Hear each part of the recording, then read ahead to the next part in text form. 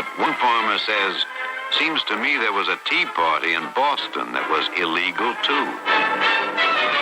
I have directed Secretary Connally to suspend temporarily the convertibility of the dollar into gold. We shall seek to establish and maintain a dollar which will not change its purchasing and debt-paying power during the succeeding generation.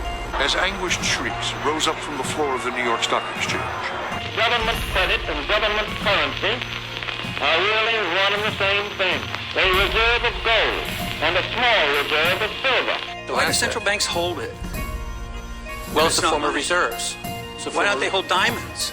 Well, it's tradition, long-term tradition. Well, some people still think it's money. Hey, and welcome back to the Junius Maltby channel. Here we are. I started out making this video this morning and had to step away, and now I'm coming back to it. So some of the slides were reporting metal prices earlier this morning when the markets were up and moving, and now they're closed and opened overseas. So we're going to be able to see where metals went today. In retrospect, oftentimes we'll make the videos in the evening time. So let's first take a look at metal prices earlier in the day when the markets opened and we're trading here in the United States. And then we'll take a look at where they are currently. And then we're going to cover a really interesting story discussing the potential news that came out regarding a gold default or a COMEX default with the gold markets, and we're going to look at some information regarding that. So I'm glad you're here. As some of you have fondly referred to this channel in the past as the Walter Cronkite of precious metals, I don't really look at myself that way at all. Again, we're just reporting news as we find it. None of this stuff is information that I came up with myself. Again, just a medium in which it passes through, passing it from the sources to you guys on the other side. Let's take a look here now at this morning's news. We've got gold right below that 1700 mark. When I first logged on, gold was up $46.40, trading at $16.92. Silver was up 64 cents, up a good 4.5%, trading above the 15 mark at $15.14. At that point, gold still hadn't breached 1700. It was trading around 1698 for the day's high, and the day's low was 1638. And it was only up about 2.8%. And there you can see it on the chart there, and the day's high down below. And looking at silver, silver was up at 1520, up 70 cents. Just switching slides, it had gone up already while I was screenshotting some stuff for you. And the day's high was 1525, the day's low 1436. So, almost up $1 on a day for silver, which is pretty surprising. It's, I think, walking on its own a little bit now and following gold's pursuits of higher levels. And then coming back after the markets closed, I was surprised to see gold sitting at $1,722.70. Up another $28.79, up 1.7%, but above that 1700 mark. And we've got silver at 1556, up 2.6%, up another 39 cents. Pretty strong 5-day chart there for gold, just climbing off that 1600 range straight up to the 1700. Impressive when you think of where it was during the lows when they were selling it off in order to cover their margins and losses. And they did that big paper dump, and we're going to talk about that. But here you can see year-to-date change 12.45% on the year-to-date, and the one-year change 29%. Gold doing better than anything in the equity world. And again, it's above the 1700 range with a day's high at 1742. So really, gold is healthily and well into the 1700 range today. Not to say it couldn't sell off tomorrow a little bit, but it doesn't look like it's going to do that. So far, the futures are trading in the green, and that's always a good sign that tomorrow it's likely going to open up again in the green. Taking a look at the silver chart. Now, again, this is later. This is after the close. 1561. It's up 44 cents again, up at 2.9%. The day's high was 1593, just under 16. It's going to break that 16 here again pretty soon. Now, again, what did we see the lows at? 1169, 1166, somewhere in that range. It was sub $12 there at one point, and that didn't last too long. And we all know the problems with trying to obtain physical back when it was at those levels just a week or so ago. But people who jumped on it and tried to get those bars did very well. The supply side is pretty much gone. I know it's very difficult to obtain some of the silver that we all would like to get at these levels. But again, it's the year to date, it's still down 13%.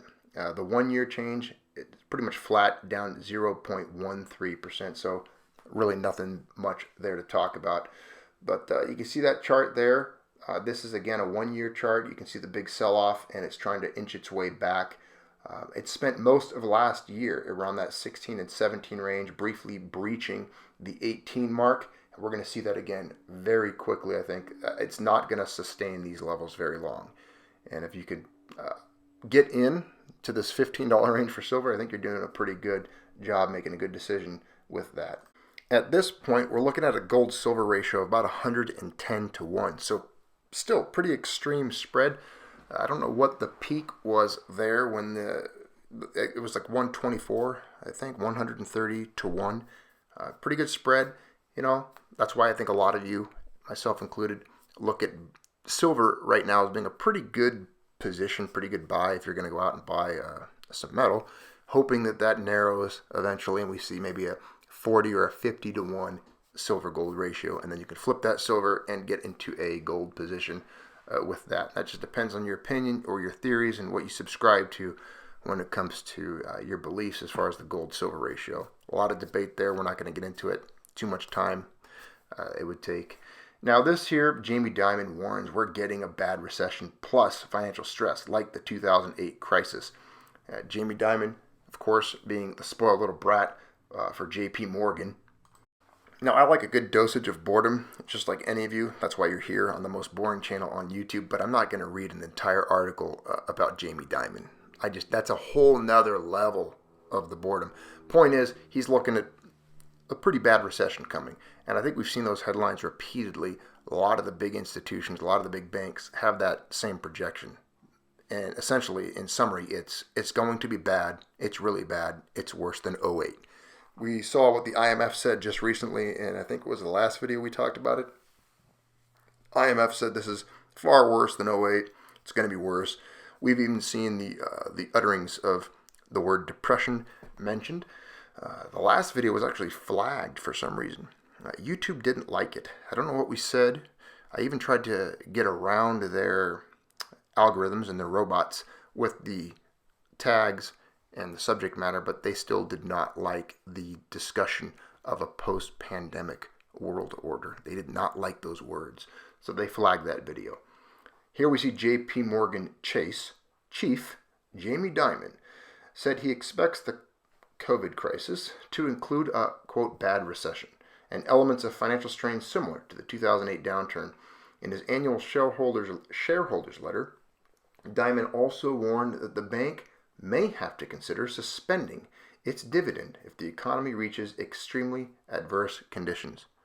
They'll suspend the dividend, I'm sure, but I'm also positive he'll still get his bonuses. Remember, these guys, the head honchos at these big institutions, they never go for any want. They're always going to be paid. Who was it? Lloyd Blankfein, also known as Lord Blankfein, during the height of the economic crisis in 08-09, received, I believe it was $600 million. That was his bonus back then when they lost essentially billions of dollars, millions and millions of dollars in losses, and the markets essentially were collapsing. These guys were getting really fat bonus checks in the hundreds of millions. So they'll suspend the dividends to the investors, but they will continue to get bonuses. As the economy worsens and loan losses mount, regulations put in place after the last crisis a decade ago would begin to constrain the bank, Dimon warned. He added that while JP Morgan will participate in government programs to address the severe economic challenges, we will not request any regulatory relief for ourselves. So now let's talk about metals. SWOT analysis, U.S. gold coins bought at the fastest pace in 3 years. I don't think they needed experts to come up with that conclusion or even that article. I think all of us are quite aware there was an unprecedented demand placed on any physical bullion, gold and silver, at this present time. Okay, buckle up for the boredom. We're going to talk about the gold market in a little bit more detail now. The best performing precious metal for the week was gold, off only 0.45%. The yellow metal is continuing its strong showing. Gold futures had its sixth straight quarterly gain in the first 3 months of the year, the longest stretch of gains since 2011. Bullion rose 4.8% in the first quarter. Last week, the gold market was thrown into turmoil as logistical disruptions caused speculation that there wouldn't be enough bullion in New York to deliver against contracts traded on the COMEX. But things turned around this week. Bloomberg News writes, open interest in April futures, or the amount of outstanding contracts eligible for potential delivery on Tuesday, was the equivalent of 737,800 ounces, down from as much as 1.96 million ounces last week. By comparison, total deliverable stocks in COMEX warehouses were 3.7 million ounces on Wednesday, jumping from about 1.8 million ounces a week earlier, or so they claim. Logistical issues, I love that word, logistical issues, 2 words actually, in the gold market could be transitory, according to Bart Mellick, head commodity strategist at Toronto Dominion Bank. Hedge funds cut their short positions in gold by 78% in the week ended Tuesday, the most in government records going back more than a decade. That's a pertinent point. Hedge funds cut their short positions by 78%. Again, that's the most in more than a decade. Bloomberg notes that the exit came amid speculation. Bearish speculators might get squeezed as investors holding April futures seek delivery of the metal as suppliers are facing disruptions. We're going to talk about that in a moment. Commerzbank AG analysts said in a note this week that it is obvious that gold, an alternative currency, no, it is currency. It's money, my friend. It's money that cannot be reproduced at will, like fiat, will profit from this unprecedented orgy of money printing. Please take note of that statement. It is beautiful. It's art. It's very colorful. It is summary of what we discussed here and an essential platform and the ideology of holding gold. Let's read it again just to reiterate it. It is obvious that gold, an alternative currency that cannot be reproduced at will profit from this unprecedented orgy of money printing. Very well put. Gold coins sold by the U.S. Mint were bought in March at the fastest pace in over 3 years as investors continued to flock to gold. Investors bought 142,000 ounces of American Eagle coins. Long-only ETFs linked to gold have grown by $13 billion so far in 2020. Think of that for a moment. $13 billion. That's an incredible amount of money flowing into the gold ETFs. The most since data was collected in 2004, when the first gold ETFs began trading, reports Bloomberg. The SPDR gold shares saw a quarter of that inflow. BlackRock's iShares Gold Trust attracted $332 million on Monday alone. Bob Phillips, managing principal at Spectrum Management Group, said demand for gold is going to stay pretty high because gold is a hedge against currency devaluation. This is some critical information. What you're seeing is, again, what we've discussed in the past. We did the story on the wealthy vaulting gold, flowing into gold. That was starting in September. Remember, in the fall, many of the wealthy began vaulting physical metal, not even paper. They were taking physical delivery and vaulting it themselves, taking possession. And we're seeing this, it's been a pattern. Over the last few years, we've seen a pattern building where physical is not only in demand, but those are taking delivery of it, possession of it. And then just here, the very ideology of holding gold and precious metals is showing up more and more in what I would consider the mainstream conversation in regards to finance and wealth preservation. It is recognized as a competing currency, as money. And I think, again, the case for gold is building at a velocity and a fervor that we really haven't seen up until now. And the reason for that, obviously, the backdrop, what's taking place. But I think it's going to continue. I think more and more people are realizing it. They know they can't print their way out of this. They know they're going to try.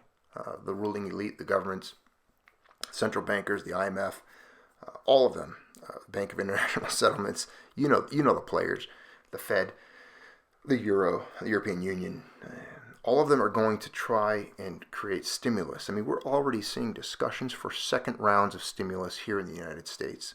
We're seeing this discussion for the infrastructure stimulus and bailout programs, quantitative easing like we've never seen it before, QE infinity. Unbelievable amounts of fiat are going to be created out of this event, pumped into the system, and find their way towards seeking sound money.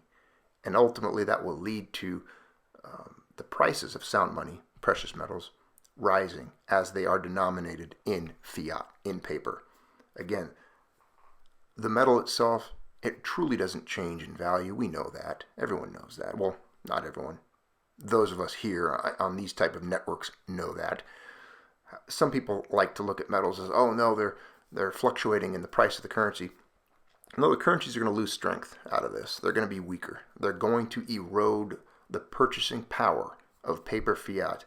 And of course, metals will remain. They'll remain the same in their ability to purchase goods and services over time.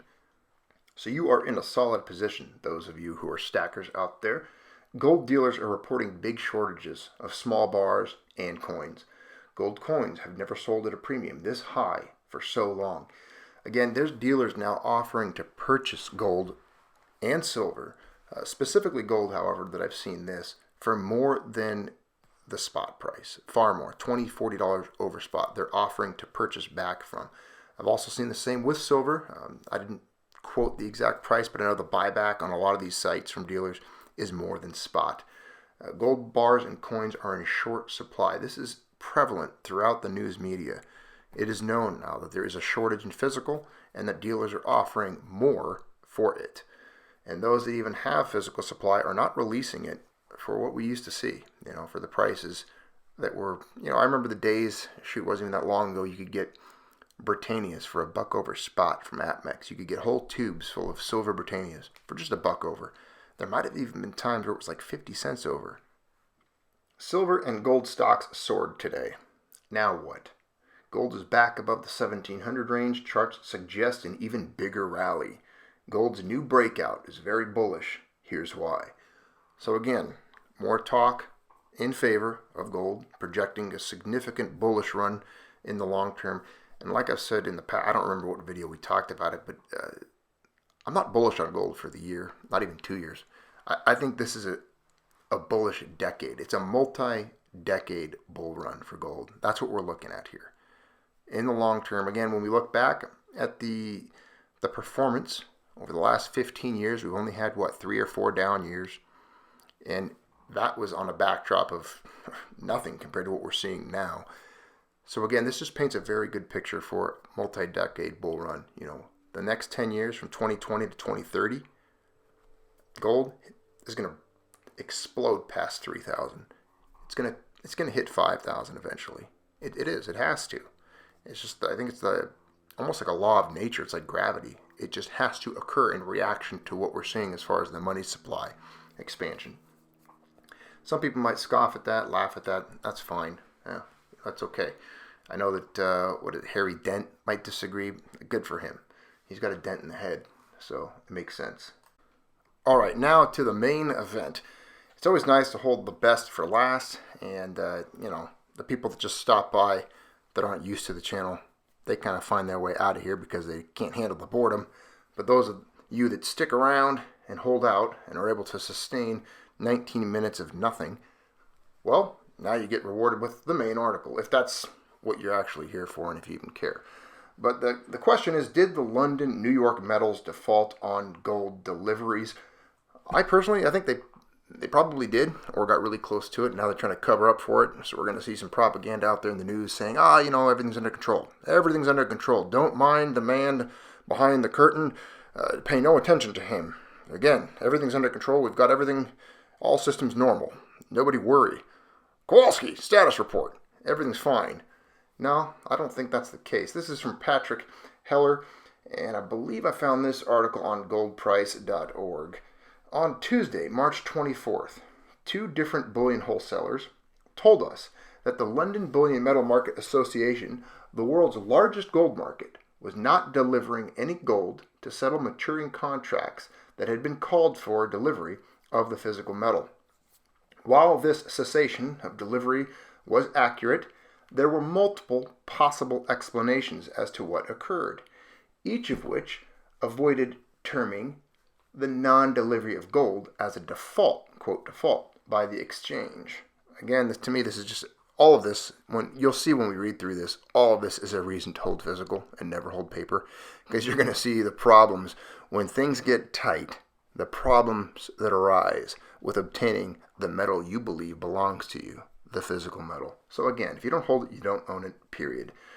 One story said that it was not possible to arrange shipment of gold on passenger flights across the globe.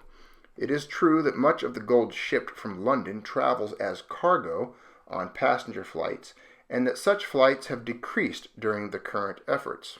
They may have decreased, but they're not non-existent. And again, FedEx, UPS, all the major, what's the guys with the big yellow trucks and the red markings?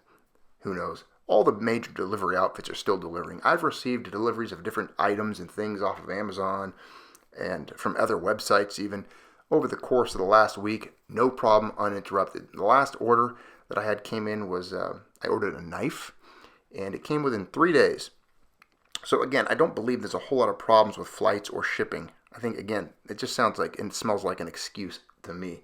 You know, if you're shipping millions of dollars worth of metals to somebody, you're going to find a way, believe me. And the wealthy guys that are taking those deliveries, they'll make payments or they'll arrange to pay shipping costs on another way. So please don't use the shipping thing as an excuse, especially the passenger flight part of it. I just don't buy it. Some people might defend that position. I don't. The flights decreased during the current efforts. Pardon me, there's a kitty attacking me while I'm trying to make this video.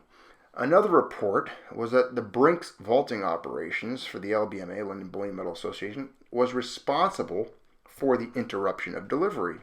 Apparently, the Brinks vault operations in India this week have encountered, here's that word again, logistical difficulties receiving all incoming gold shipments. Logistical difficulties receiving incoming gold shipments. I always get LBMA messed up. I always think it's London Bullion Metal. It's London Bullion Market Association. So last was an official statement by the London Bullion Market Association that read, LBMA has offered its support to CME Group, which owns the New York COMEX, to facilitate physical delivery in New York and is working closely with the COMEX and other key stakeholders to ensure the efficient running of the global gold market. In effect, the LBMA was blaming the New York COMEX for whatever delivery problem that existed. Oh, we're going to start playing the blame game, are we? The problem appears to stem from the dominant use of the exchange for physical option in settling COMEX gold contracts that are called for delivery of the physical metal upon contract maturity. Normally, COMEX contract called for delivery would be settled by providing the underlying physical commodity. Another option is a cash settlement. For gold and silver contracts, a third option is to deliver shares in exchange traded funds for an equivalent number of ounces of the COMEX contract. What if the guy just wants his metal? What if he doesn't want shares? What if he doesn't want this or that? What if the guy says, hey, you owe me 1,000 ounces. I want my 1,000 ounces, tough guy. Don't be a wise guy. Give me the metal.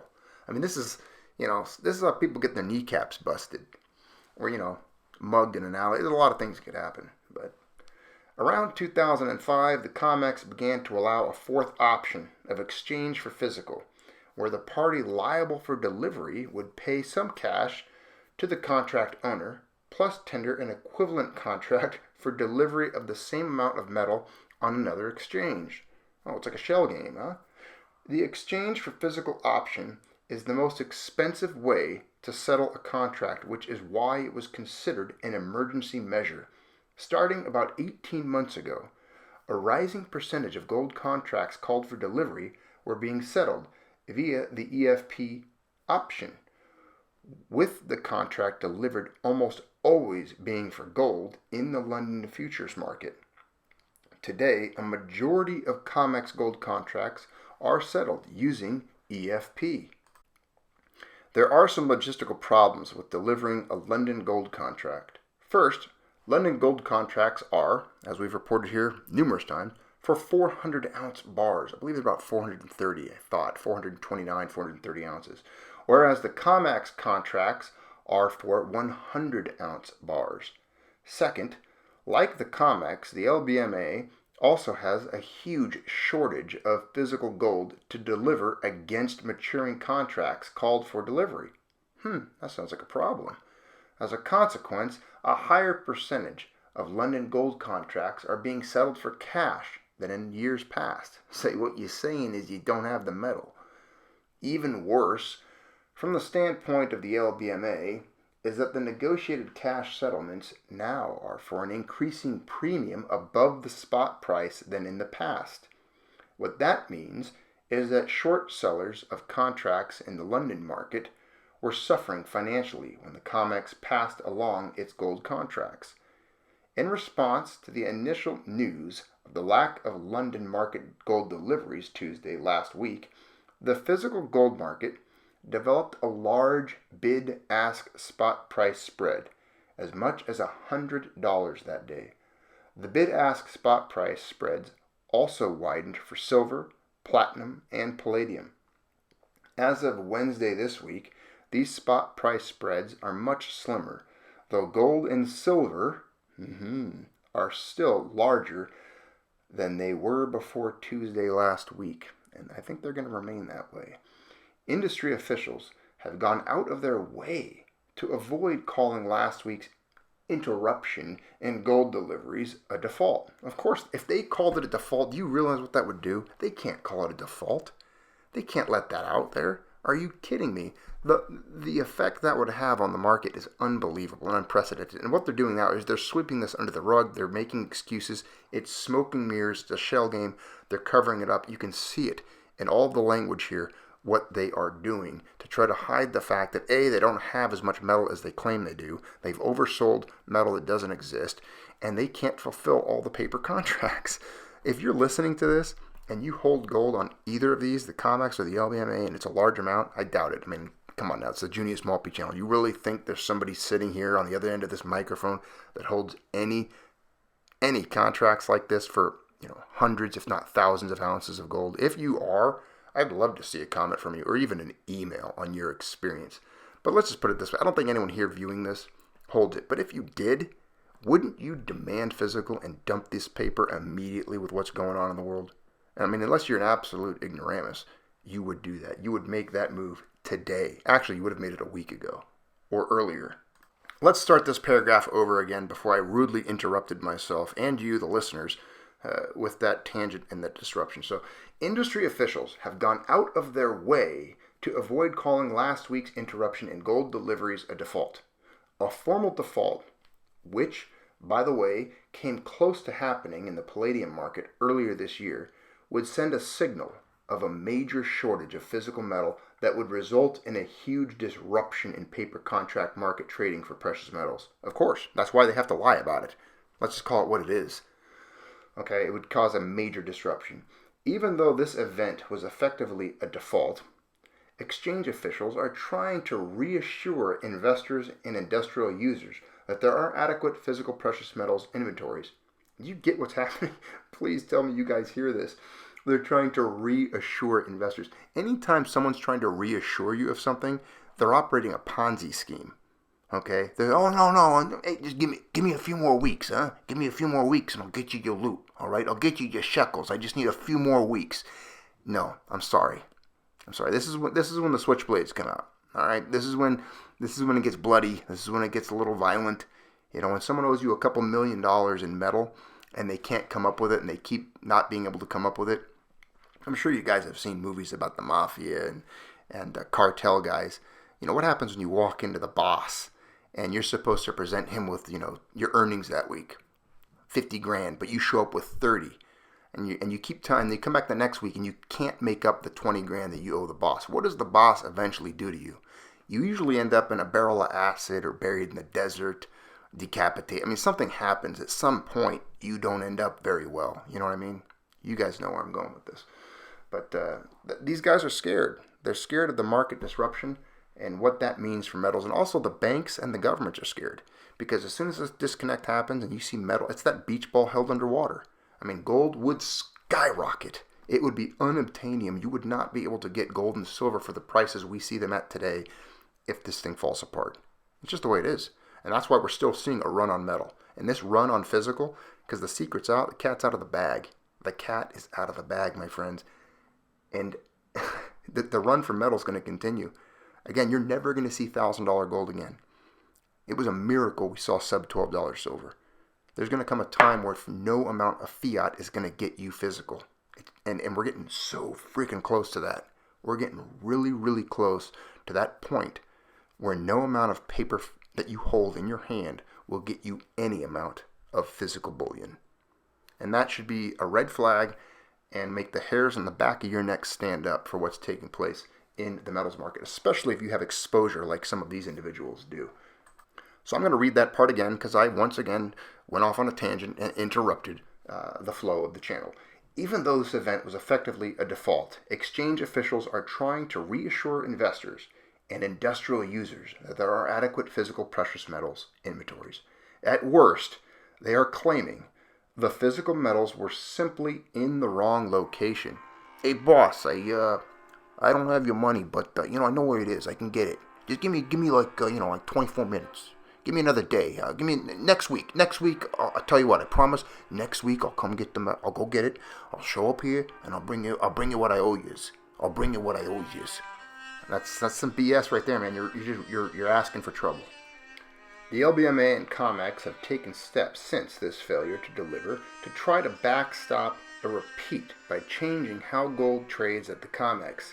It has added a new kind of gold contract. The name may be Gold Enhanced Delivery, which may include kilogram, 100-ounce, or 400-ounce gold bars as being available to deliver against mature contracts. Kilogram bars are the standard contract size on the Shanghai Gold Exchange. This would give the COMEX some flexibility over what kinds of bars were received at its warehouses, and also eliminate the need to melt down 400-ounce bars to refabricate as 100-ounce ingots. Another change is that the COMEX has amended its gold contract rules so that a new settlement option is available. Instead of delivering the physical metal, cash, ETF shares, or exchange for physical to settle a maturing contract called for delivery, a short seller can now deliver a new form of paper gold, called Accumulated Certificates of Exchange, ACE. This enables the short seller to be settled with the fractional delivery of a 400-ounce bar theoretically in the COMEX warehouses. The ACE could be delivered as fulfilling a future delivery obligation, or someone could acquire 4 of these ACEs and turn them into receive the full 400-ounce bar. 4 aces? Like, what are we playing a card game now? Is this cards? These guys got aces up the sleeve and now they're going to settle for physical gold when they feel like it? There was one problem with the unveiling of the ACE option to settle gold contracts. As of earlier this week, the COMEX warehouses did not have any 400-ounce bars. That sounds like a problem. I need you to give me the bars. I need 400 ounces of gold. You don't give me the gold, I'm going to have a problem with you. I need you to come in with you guys. I need you to bring me the 400-ounce bars of gold. You owe me a whole contract. I don't want none of these aces. I don't want none of that. I want the metal, and I want the metal on my desk. I want it there by Tuesday. You don't bring me the gold, I'm going to send Luca Brasi to your house, and you're going to sleep with the fishes. There was one problem with the unveiling of the ACE option to settle gold contracts. As of earlier this week, the COMEX warehouses did not have any 400-ounce bars. I had to read that again. They didn't have any. The sum total of all the developments at the LBMA and COMEX last week reinforces the fact that there is a huge shortage of physical gold, and by extension silver, inventories available to cover all promises for delivery. As more people are willing to pay ever higher premiums to get their hands on bullion-priced physical coins and ingots, the risk of collapse, a formal default, which we already think took place, of the paper, gold, and silver markets is also rising. This is the most important gold article I've read in a long time. I hope you guys feel the same way. I hope it gives you some perspective. For those of you who are acquiring physical, who have taken delivery of physical, reach around, pat yourself on the back. You did a good thing. All of you, go look at your medal. Go take a look at it. Kiss it goodnight for me. And realize you're a step ahead. As a matter of fact, some of you who hold physical are probably far wealthier than any of these guys in suits that think they own physical, when in fact all they own is paper, and they're not going to get their physical, ever. The COMEX and the LBMA are falling apart. They're falling apart. I mean, they're literally coming up with new contracts, these aces, in order to fabricate and create more and more illusion, more and more shell games to not come up with physical, because we just read they don't have it. They don't have it. They're not going to have it. It's over. All right. Thanks for tuning in here to the Junius Maltby channel. Thanks for all of you who support this channel. Enlightened Patriot, Acrobat Jesus, Paladin Stacker, DW. Oh man, there's so many of you. So all of you who have donated, and I apologize if I don't have your names right now off the tip of my tongue, but many of you who take the time to continue to support and motivate this channel. It's humbling. You guys are the best. I look forward to seeing each and every one of you in the comments during the premiere, and let's engage on this topic. Thanks for being here. Don't forget to like, share, subscribe. Go post this somewhere in Reddit or wherever you frequent, your Facebook, whatever. Post it, share it, and don't forget to hit the notifications so you know when these videos come out. Otherwise, you won't know. All right. Thanks for tuning in to the Junius Maltby channel. We appreciate it. Have a good night.